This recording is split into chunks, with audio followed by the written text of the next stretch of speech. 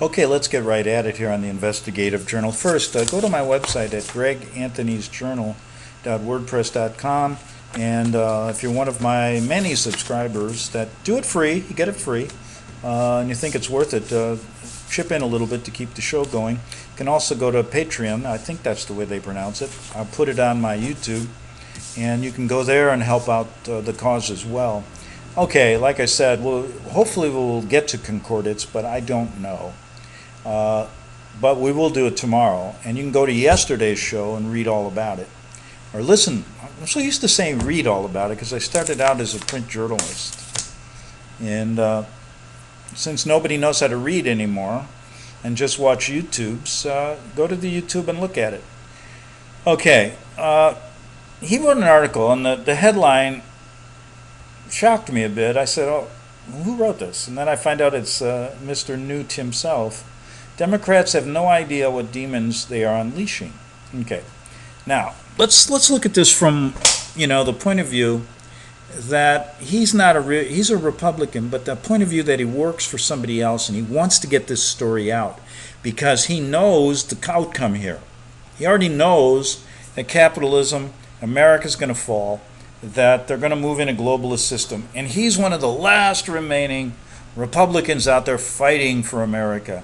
Because then he pulls all the people left in America who believe in that. And you would think it was only white Anglo-Saxons, right? No. There's a lot of Mexican Americans, a lot of all these people who've profited in America would like to see it go. Yeah, there's still a lot of people. So it's about half and half now. The goal of the Vatican-led New World Order and Newt Gingrich is to now bring this all out into the open, have both sides fight, so that in the end they get their way and they will get globalism, because they're going to, in the meantime, take your guns away. You're already on socialistic medicine. That, if the Republicans were for real, they'd have changed that. They give you a few little tax cuts and don't even explain to you, nobody does, that income tax is unconstitutional anyway. And, we've proved that on this show. And that seems to be forgotten about. And that's something you don't even want to get into because they just know that. And they just don't like people publicizing it because they've already factored in the non-filers and people who know they don't have to pay it if they don't want to. And they've already factored in it's better to take those losses than to let many people know about it and then take a huge loss. So they just want you to keep quiet about it. So I am keeping quiet about it. You didn't hear it from me. Okay?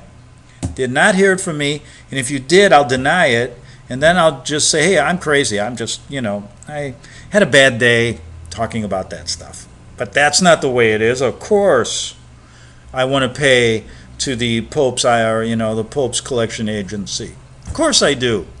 I'm a good Catholic. I was born into the Catholic faith. Okay. So here's Newt Gingrich. Now we know what he really is, so try to figure out why he's doing it. I'll help you along the way.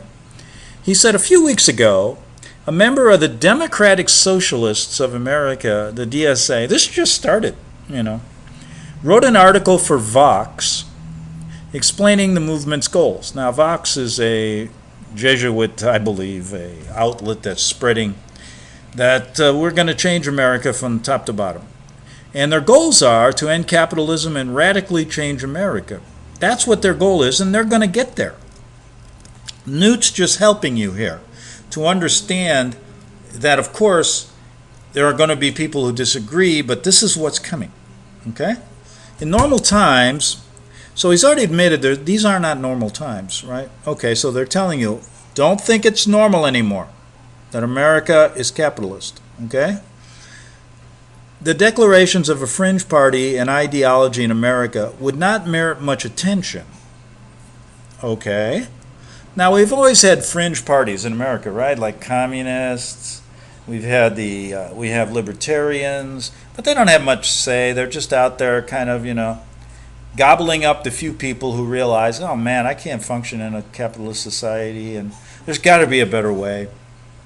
Yeah, I'll tell you a better way. Just don't get involved in any of it. Just go about your daily life and create your own little world, so to speak.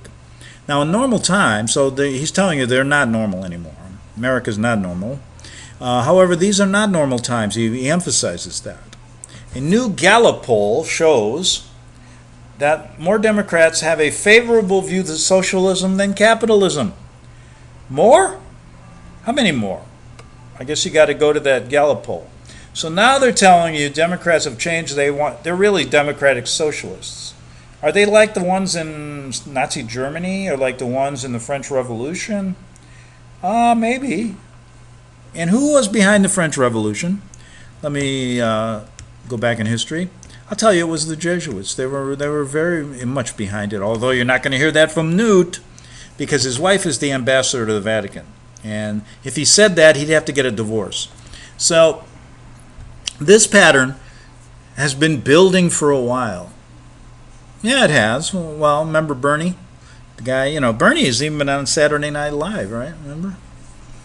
Senator Bernie Sanders took socialism mainstream in the party during the 2016 Democratic presidential primary. Let me tell you how much of a socialist Bernie is. After he allowed Clinton to screw him over, this was all orchestrated, of course, and all they were doing is getting out this socialist idea. He went and bought himself a $250,000 more house on some, he already has a big house in Vermont or wherever he's from, up there, on some big lake there. There's your socialist senator, right? I bet you can't afford to buy a house on a lake in upstate Vermont or New York or wherever you are up there. But since those primaries, the Democratic Party candidates have been increasingly attaching themselves to this ideology. Most notably, a young member of the Democratic Socialists of America named Alexandria Ocasio-Cortez defeated a senior Democrat in New York's 14th Congressional District and has been on a whirlwind media tour spreading the gospel of socialism. All right, so they have their Hispanic American now running for Congress, spreading socialism in America all over the place, and of course CNN and all these left-wing organizations are giving her a lot of airtime, and Fox is fighting it and saying it's crazy. So they're playing that Hegelian dialectic in the media as well. So our Vaticanite here, Mr. Gingrich, says the Vox article or manifesto is worth taking seriously. All right, so now he's telling you.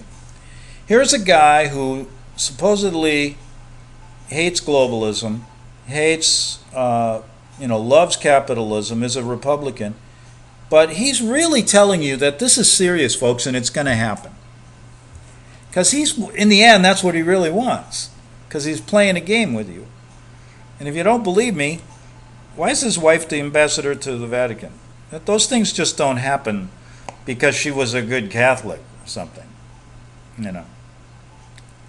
But anyway, he said, I was struck by two things when I read this.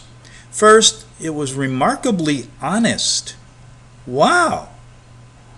So he's really telling you, hey, this is going to happen. It's serious. It's normal now, and it's an honest way to be. So isn't he kind of, in a way, maybe reading through the lines saying, this is what's happening, folks, so get used to it. Now, the writer of this article, Megan Day, a member of the East Bay chapter of the Democratic Socialists of America, explicitly debunks the apologists in the mainstream media trying to paper over the group's radicalism. So they're saying, hey, this ain't radical, this is the way it is. She quotes several prominent news analysts who argue that democratic socialism is just New Deal liberalism rebranded. New Deal, remember Roosevelt? New Deal, the whole thing. She then dumps a bucket of cold water on them, writing, in the long run, democratic socialists want to end capitalism. So now they're telling you their goal. Got to get rid of this system. The rich have gotten rich enough here. Now they're going to go over to China or somewhere and get rich and leave America to, they'll still get rich. But everybody else will be kind of, all earning the same money, all getting the same benefits, which are none, living in little shacks, not being able to leave the city, not being able to drive cars because that's going to pollute the air, and not being able to, you're going to be told how much water you can use. You'll probably be told how much air you're going to be able to breathe. Because you're in a socialist country and you're doing it for the betterment of mankind and the betterment of your planet. The only problem is it's not for the benefit of mankind, and you don't live on a planet, you live on a flat surface. Big problems. Social democratic reforms. Now back to Mr. Gingrich. How much time? Okay, I got plenty of time here. I'm not going to get to the concordats, so we'll do that tomorrow. In fact, she writes that the liberal big government reforms, which the movement has chosen to rally behind in partnership with the Democratic Party, are simply stepping stones to this eventual goal. Right. I mean, that's exactly what's happening with Trump right now. You're seeing a shift. When I grew up, the Democratic Party was kind of like the Republican Party now. And the Republicans were just these stodgy old white businessmen who were always trying to, get us into wars and all. The Republicans had a bad image. So now what they've done, if they switched the Republicans to be Democrats, but they call them Republicans, because that's really what Trump is if you look at what he's doing. And now the Democrats are turning into like Nazi socialists.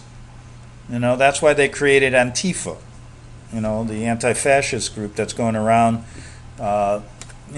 making sure that Republicans don't go to restaurants because they're not worthy of being in public if you follow Trump, right? Now, social democratic reforms like Medicare for all are, in the eyes of the socialists here, part of a long and even process of building that support and eventually overthrowing capitalism. She writes, the explicit goal of ending capitalism, I wonder how much money she makes. All these people that want to overthrow capitalism are going to end up rich. That doesn't make sense. But this explicit goal of ending capitalism makes clear that what Ocasio-Cortez, that's the Spanish-American woman who's now been given her right to run for Congress. Now they got to have everybody, right? How about not a Polish president? Come on, we had a Polish Pope. Why can't I have a president? Spaniards, all these people from Mexico want, hey, we got to have people from Mexico run our country too. Well, how come people from Poland can't be president? I got just as big a beef as you do. And I agree with you. I want a Polish president and a Mexican vice president. How's that? Okay. So we have Ocasio-Cortez. She said cryptically in a recent interview that, quote, capitalism has not always existed in the world, and it will not always exist in the world. Boy, what a great historian she is. Yeah, I know. It didn't exist when there weren't even government. Yeah, the first people on earth, they didn't even have a government, Ms. Cortez. Capitalism has not always existed, and it probably won't exist again, maybe. Who knows? Maybe we'll think of something even, in your eyes, worse than capitalism. Something where everybody gets rich. We can all be entrepreneurs. How's that? That would really kill you, wouldn't it? Yeah, you don't want anybody to have any money, just the guys at the top and you. Because you're going to clean up when you go to Congress.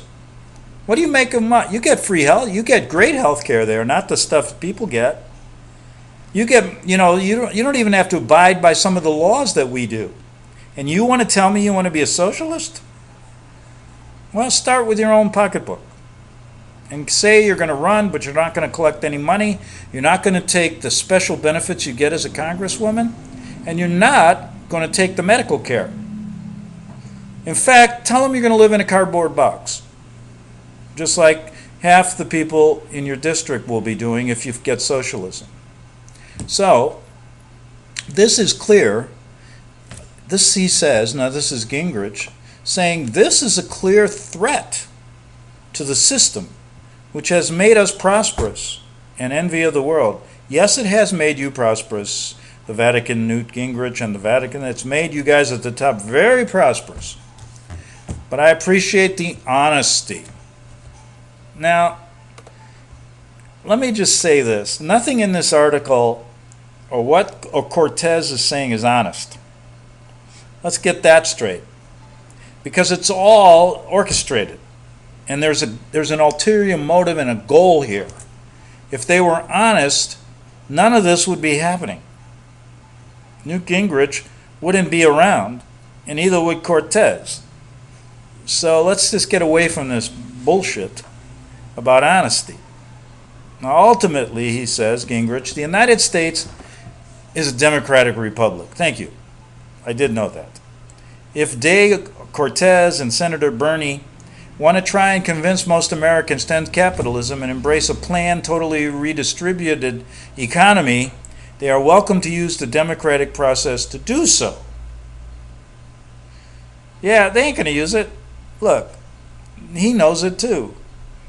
It is up. He's just telling you they're not using a democratic process. And that's how they're going to get to their goal. So it's up to those of us who know better to convince Americans of socialism's folly. Good luck. You know, I've given up trying to convince Americans of anything outside of, what TV show they should watch. Because it's useless. I mean, this is a world that is not based on reality. So let's get that straight. Most people, look, there's people in, who's that? That gay transgender person running for governor in Vermont doesn't even know what socialism is. Couldn't explain it. So how do you expect the rest of them? Because that's what we're going to have, Those kind of people. And I have nothing against it. If she wants to cross-dress and be a woman now, that's fine with me. I'm 100% against. I don't agree with that kind of lifestyle. Because I think she's politically pressured into doing that. Now, if she go, oh boy, I'm going to get a lot of heat for that. But isn't that a good possibility? Because there's a hell of a lot more gay people in the world now than I used to remember. And they'll say, well, everybody's coming out of the closet now. Well, hell. What do you mean closet? They're coming out of an auditorium of people who are sick and tired of, they want to get some special political favors and have something to do during the day to go to these gay marches. But there's nothing wrong with it. Let me preface that so I don't get too many hate mail emails. Well, however, the second notable item in Day's article, and I'm sure this is really important, the second notable item in Day's article suggests that democratic socialists don't value democracy all that much. Wow, that's pretty... Day also identified herself as a staff writer of the New York-based socialist magazine called Jacobin. Well, guess what? If you realize the Jacobin Party and the French Revolution, in fact, several members of the Democratic Socialists of America are writers for the Jacobin magazine. And Newt now, he also touts himself as a historian, and he says that this magazine embraces socialism movements in the past and instead relies on the traditional method for socialist revolution, bloodshed, violence, and tyranny. So he's telling you that's what's coming. Because the Jacobins, and he gives you a little bit of gloss over history of the French Revolution. But let me tell you, when you really look into the French Revolution, it was a period of time where there were many revolutions in the world, and the French Revolution was very brutal, and you can you can really bet your butt the Vatican was behind it along with the Jesuit order. And he leaves that out, like I said, because his wife is the ambassador of Rome, of the Vatican, and if he said anything true about this, he would have to get a divorce, and she may lose her ambassadorship. We can't have that. Oh, no. I do not want to destroy this man's life for lying. No. Let him go on with this, because there's nothing real anyway in the world, so let him have fun. The Jacobins were the most violent and radical political group of the French Revolution. Led by Maximilien Robespierre, the group responded to a growing backlash against the revolution by executing any one of their so-called Committee of Public Safety deemed insufficiently loyal. The Jacobin clubs located throughout the country were used as a secret police force to root out dissent among politicians and general populace alike. Historian Timothy Tackett estimates that almost 40,000 people were killed under the Jacobin control of the French government. Many were beheaded by the guillotine in a grotesque public spectacle after a show trial, and others were brutally executed with firearms. In the case of one period in the city of Lyon, people were executed in mass by cannon fire. This period of carnage was known as the Reign of Terror.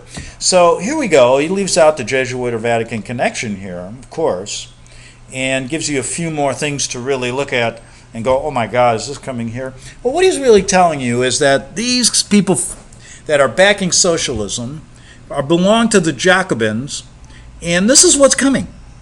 This is how they're going to change over America in the end. And the reason that there's so many, that Trump is taking this, everything in the news is Donald Trump, right? And the Trump people.